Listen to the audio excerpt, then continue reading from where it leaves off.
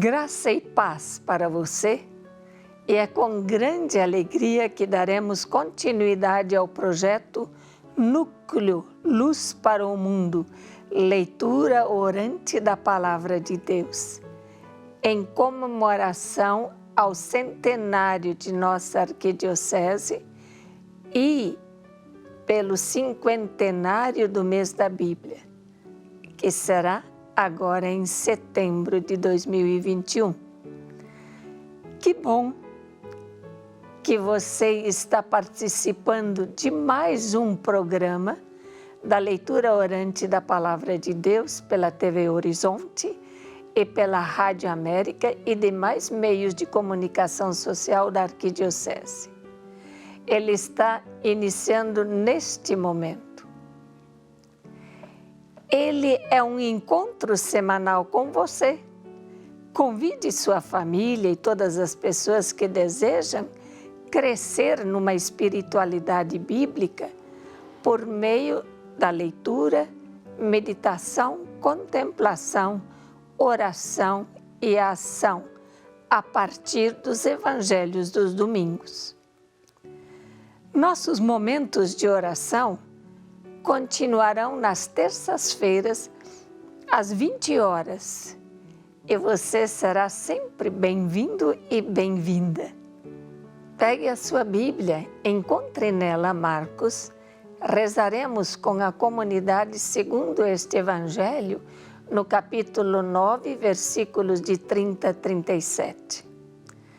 Neste programa, você conta com a minha presença, de Ruth Ribeiro, Maria José Cieiro e Marisa Magalhães Pinto, que cursaram o Bíblia em Comunidade e são tutoras dos cursos EAD e membros da Associação dos Cooperadores Paulinos para o Evangelho. Convido agora Maria José para conduzir os passos da leitura orante de hoje. É um prazer estar com vocês para celebrar na alegria e na fé nossa leitura orante. Vamos pedir ao Espírito Santo que nos ilumine todo o tempo, para nós desfrutarmos da presença do Senhor. Quando nós nos reunimos em oração, lembre-se o que Jesus disse: onde dois se reúnem, lá eu estarei. Vou conduzir os passos e vamos lembrar esses passos. Não é complicado, não é difícil nós darmos sequência, entendeu? Entendermos como fazer uma leitura orante. Porque nós temos 5 passos que nos orientam. O primeiro passo é a leitura. É o que o texto diz. O segundo é meditação. O que o texto diz para mim, para você e para a sua comunidade? O terceiro, contemplação. O que o texto me leva a experimentar diante da presença de Deus, ouvindo? O quarto, a oração. O que o texto me leva a falar com Deus? O quinto, a ação. Qual é o compromisso que o texto me sugere? Se você puder, arrume um lugar tranquilo e calmo. Como Jesus falou, o silêncio do seu quarto é o melhor lugar para conversar com Ele. Mas se você não puder, pelo menos faça um silêncio interior, silencie sua mente, para você escutar a palavra de Deus através do texto que nós vamos ler hoje. Agora podemos iniciar nossa leitura orante com a evocação do Espírito Santo e o sinal da cruz. Em nome do Pai, do Filho, do Espírito Santo. Amém. Vinde, Espírito Santo, enchei os corações dos vossos fiéis e acendei neles o fogo do vosso amor. Enviai o vosso Espírito e tudo será criado, e renovareis a face da terra. Oremos. Ó Deus, que instruístes os corações dos vossos fiéis, com a luz do Espírito Santo, fazei que apreciemos retamente todas as coisas segundo o mesmo Espírito e gozemos da sua consolação. Por Cristo Senhor nosso. Amém. O texto que vamos ler é do Evangelho segundo a comunidade de Marcos, que será proclamado no próximo domingo. Isto é, o 25º domingo do tempo comum. A sua Bíblia já está na sua mão? Vamos lá ao Evangelho de Marcos, no capítulo 9, versículo 30 a 37. Vamos repetir? Marcos, capítulo 9, versículo de 30 a 37. O Evangelho de Marcos foi o primeiro a ser escrito e serviu de base para o Evangelho de Mateus e Lucas. Ele surgiu no contexto da crise dos anos 60. Essa crise foi marcada pela Guerra da Palestina, pela perseguição das autoridades judaicas em Jerusalém e de Nero em Roma. Então, era um período muito difícil que os cristãos estavam vivendo. E é também o martírio de Pedro, entre outras coisas. Foi escrito para os cristãos que vieram do paganismo, os cristãos que não eram judeus. Isso é nós também, né? Esse evangelho se apresenta em duas partes. A primeira parte refere-se a quem é Jesus. E a segunda parte fala do caminho de Jesus a Jerusalém, onde ele apresenta quem é o verdadeiro discípulo, a verdadeira discípula de Jesus. Teologicamente, o Evangelho de Marcos quer mostrar que Jesus Cristo é o Messias esperado, prometido. Mas o seu messianismo não é triunfalista, mas é o messianismo do crucificado, do servo sofredor. O texto de nossa leitura orante encontra-se na segunda parte do Evangelho. Quem é o verdadeiro discípulo, a verdadeira discípula de Jesus? A nossa oração será conduzida por esse trecho do Evangelho, segundo a comunidade de Marcos, onde Jesus caminha com seus discípulos por Jerusalém e mostra que é necessário para ser um verdadeiro discípulo, uma verdadeira discípula de Jesus. É bom, inicialmente, considerar o contexto.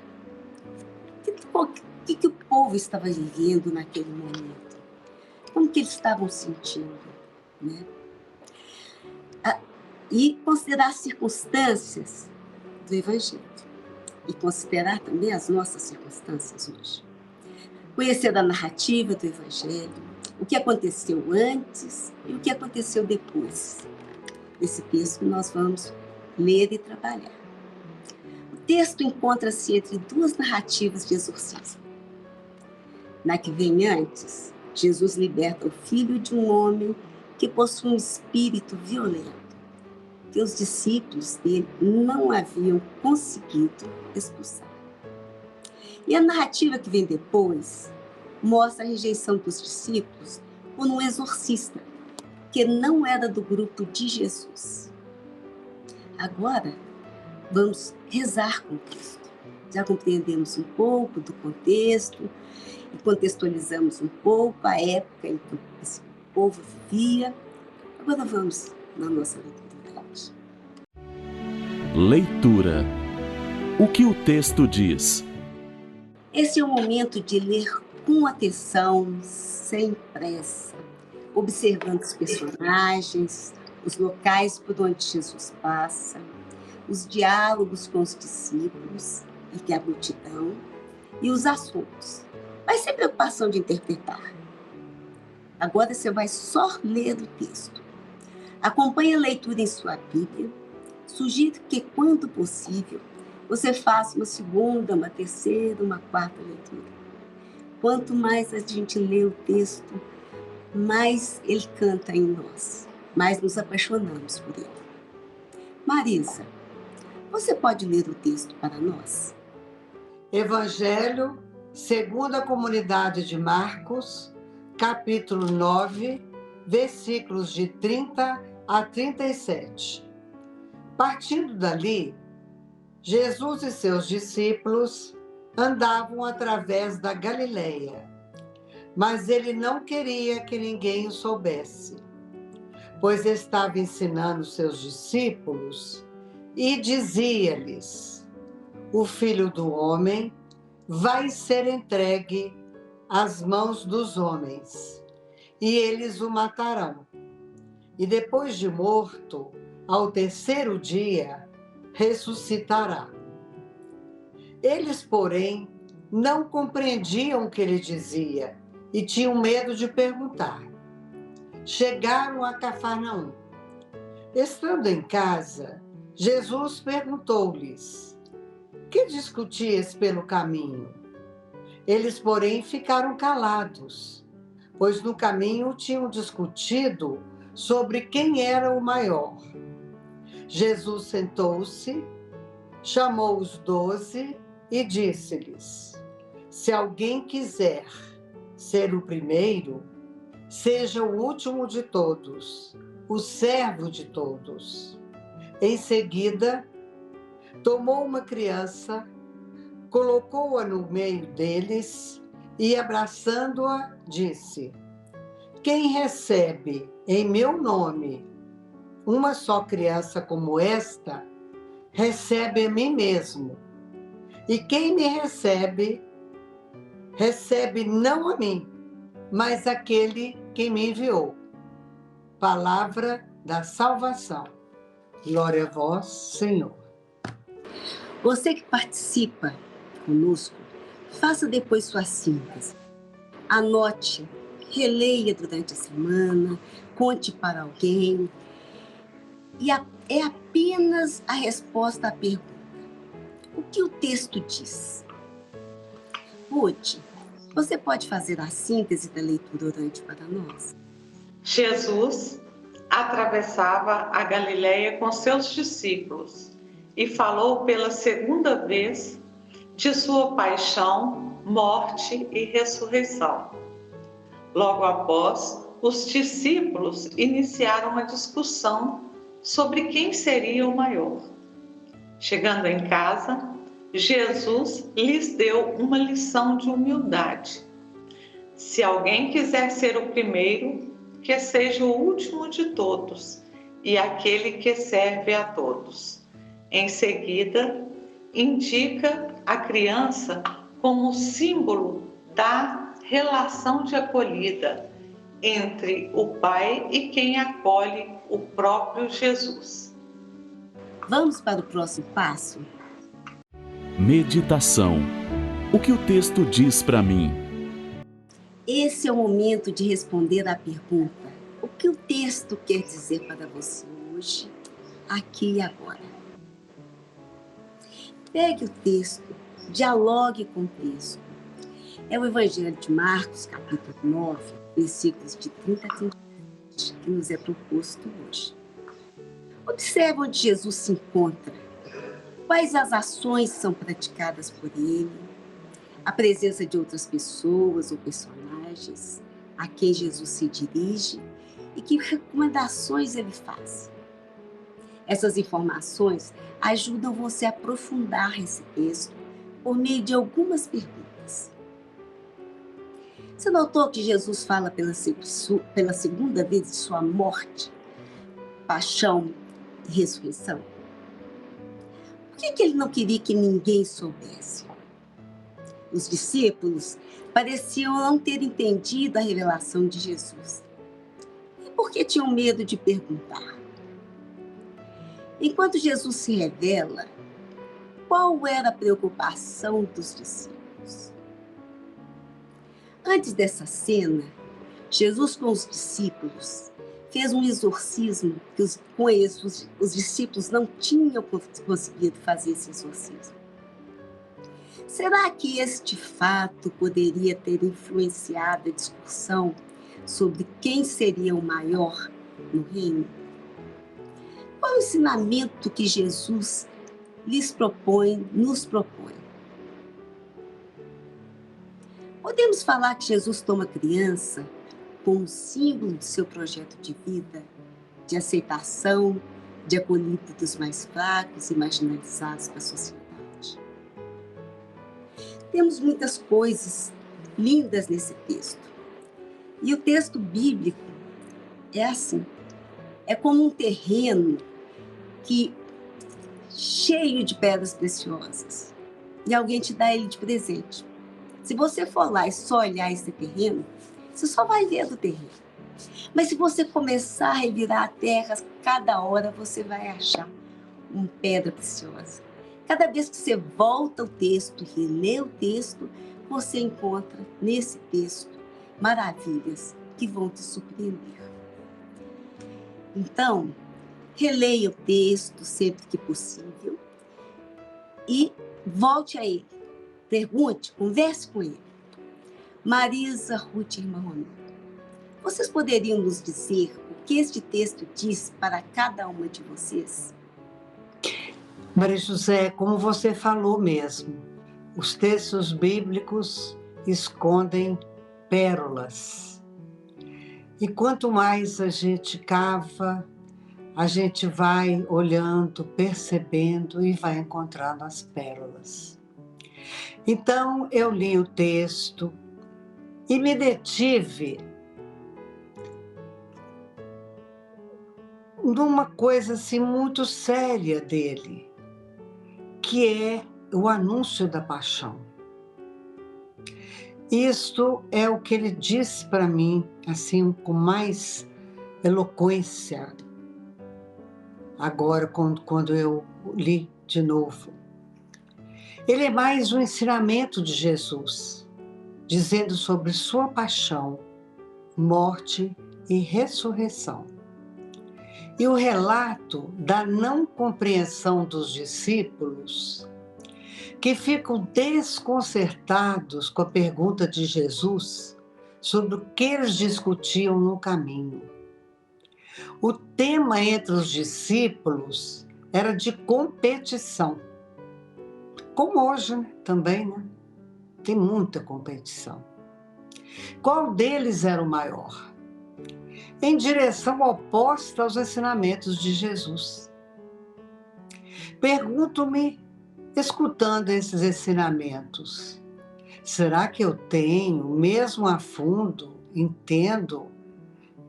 tenho entendido o que Jesus está dizendo? Com o coração? Aceito os desafios da vida, apoiando em Deus? Ou pergunto, por que eu? Jesus sofreu, morreu por mim. Será que quando vivo algum sofrimento, lembro-me deste fato e lhe peço apoio para suportar, para vencer? Ou me desespero? E penso que basta crer em Deus para viver um mar de rosas, sem problema algum? E mais adiante, me deparo com essa afirmação de Jesus. Se alguém quiser ser o primeiro, seja o último de todos, o servo de todos. Para mim, me diz do exercício da humildade. Como recebo os pequenos? Com superioridade? Ou na pequenez de uma criança que necessita da força do pai? Este texto me disse para desprender-me da visão e atitudes humanas e pensar como e com Jesus, ter confiança no Espírito e descer-me do meu orgulho. Todos nós somos irmãos de um mesmo Pai, Pai nosso. O texto me diz da importância de ensinar e aprender. Jesus está sempre ensinando a seus discípulos, ora com parábolas, ora com exemplos, ora com palavras, mas sempre com amor e dedicação. Ele está falando para aqueles a quem conhece.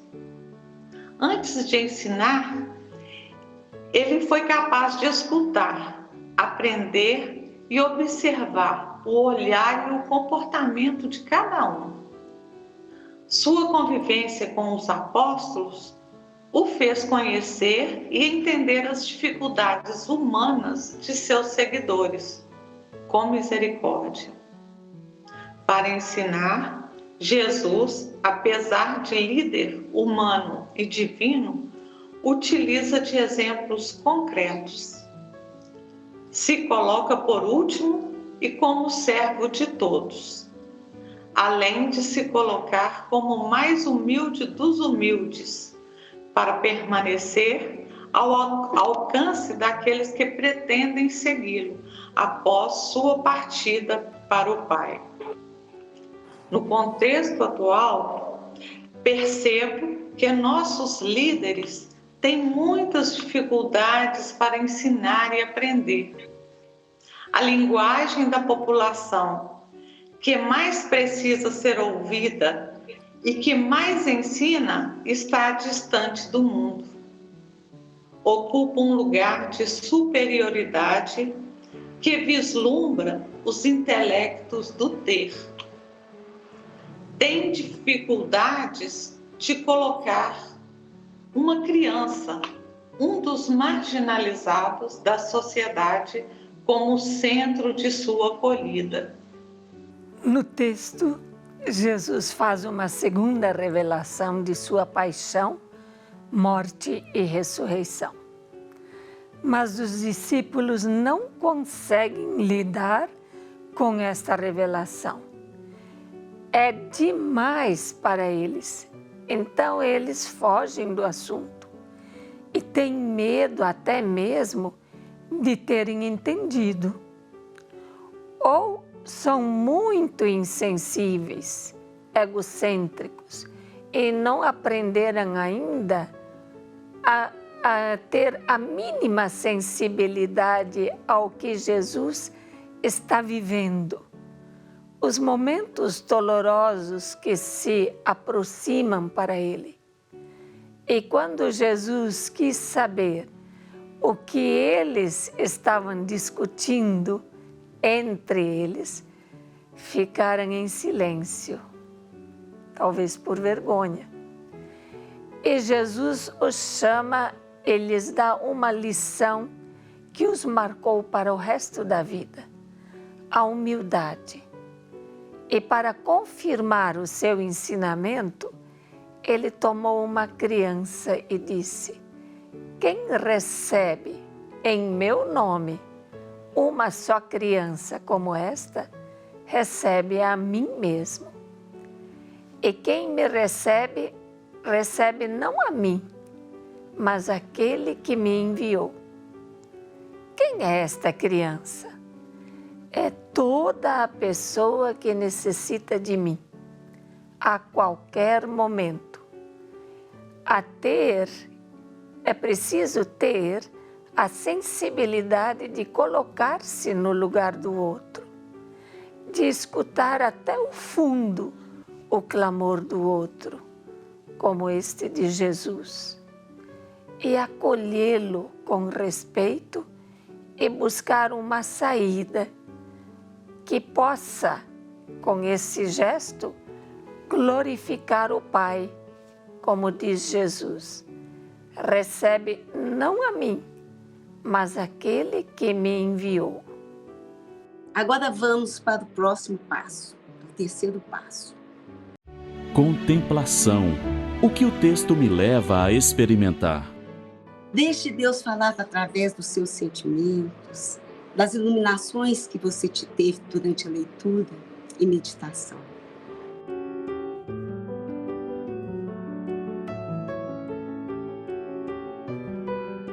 Faça a sua contemplação. Se imagine dentro do texto. Você está caminhando com Jesus. Ele olha para você. Sinta o olhar de Jesus esse olhar amoroso, bondoso, esse carinho que Ele tem por você. É só você e Ele. Deixa seu coração falar com Ele. Repouse em Jesus. Dê-lhe as mãos. Sente-se no colo dele. Converse com Ele. Fale tudo o que está no teu coração.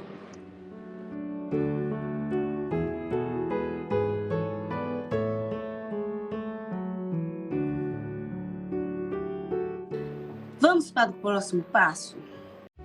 Oração. O que o texto me leva a falar com Deus? A oração. O que o texto me leva a falar com Deus?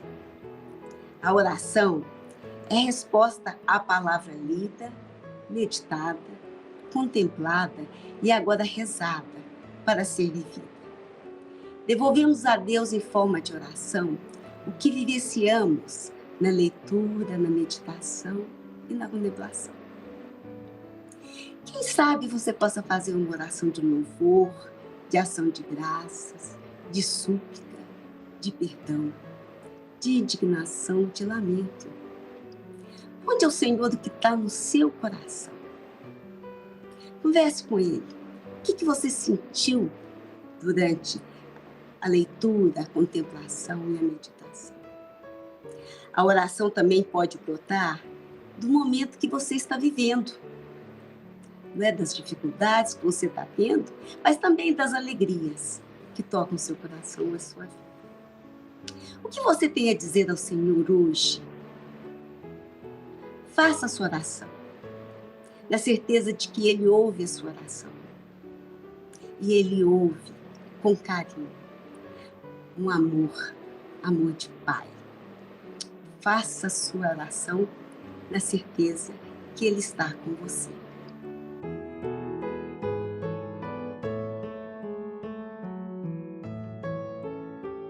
Peço a Marisa, a Ruth, a irmã Romi, compartilhem conosco a sua oração. Meu Senhor, faça-me crer cada vez mais e, crendo, crescer na minha fé. Entender que minha vida terrena tem um propósito, segui-lo. E assim, entender a grandeza do último de todos e servo de todos, em mim. Não pensar sempre primeiro em mim mesma, mas nas necessidades do outro, especialmente aqueles mais vulneráveis, o pobre, o idoso, a criança abandonada. E agora, Jesus, te peço ter compaixão de todo esse pessoal que está sofrendo com a pandemia. Ajude-me a ajudá-los. Ajuda-me, Senhor, a mudar os meus valores, abraçar esse intento com toda a força do meu coração, doando a minha vida na construção do vosso reino. Amém. Coloque no centro de sua atenção as famílias que perderam seus entes queridos para a pandemia.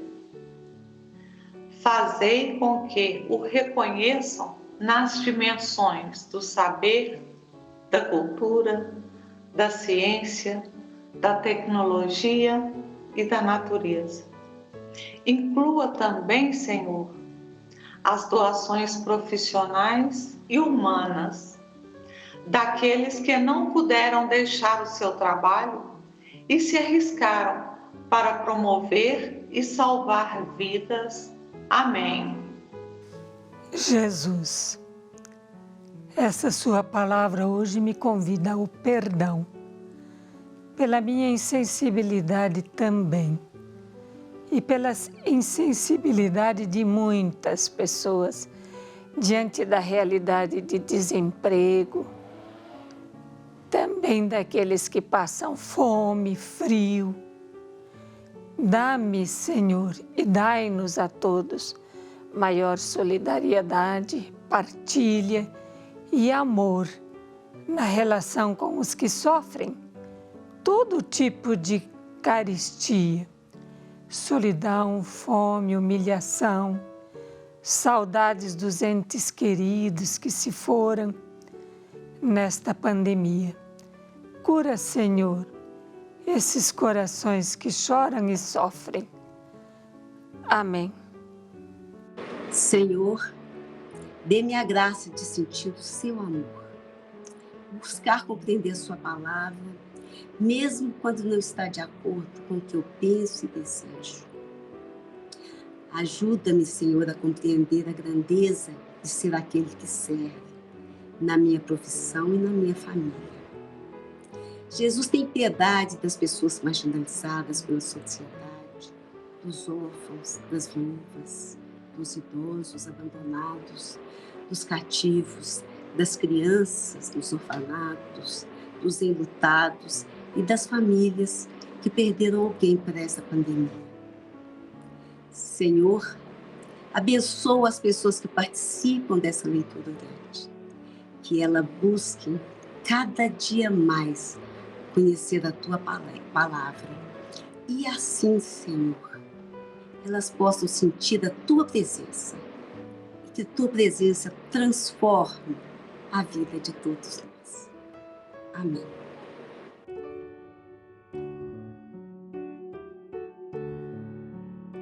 Vamos ao último passo? Ação. O que a palavra de Deus me leva a viver? Qual é o compromisso que o texto me sugere?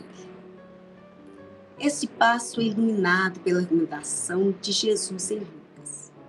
Bem-aventurados os que ouvem a palavra de Deus e a colocam em prática.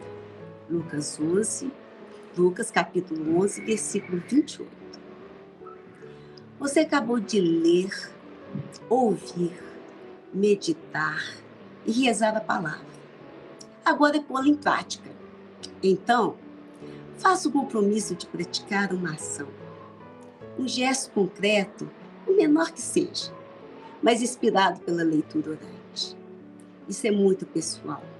Um compromisso entre você e Deus. E se você me permite uma sugestão, nós estamos no mês da Bíblia. Quem sabe você se compromete a achar 15 minutinhos por dia para reler esse evangelho durante toda a semana. É só uma sugestão. O Senhor te abençoe e te guarda. O Senhor faça resplandecer o seu rosto sobre você. Conceda a você a graça. O Senhor volte para você o seu rosto e te dê a paz. Número 6, versículo de 24 a 26. Agora nós vamos concluir a nossa leitura orante. Estava tão bom. Vamos concluí-la invocando a Santíssima Trindade com o sinal da cruz. Em nome do Pai, e do Filho, e do Espírito Santo. Muito obrigada a você que participou desta leitura orante. E agradecemos ao Dom Valmor, à Arquidiocese e a toda a equipe de comunicação da Rede Catedral e demais meios de comunicação social. Na próxima semana, às terças-feiras, no mesmo horário, às 20 horas. E até lá. Fique com a canção Tua Palavra, Senhor.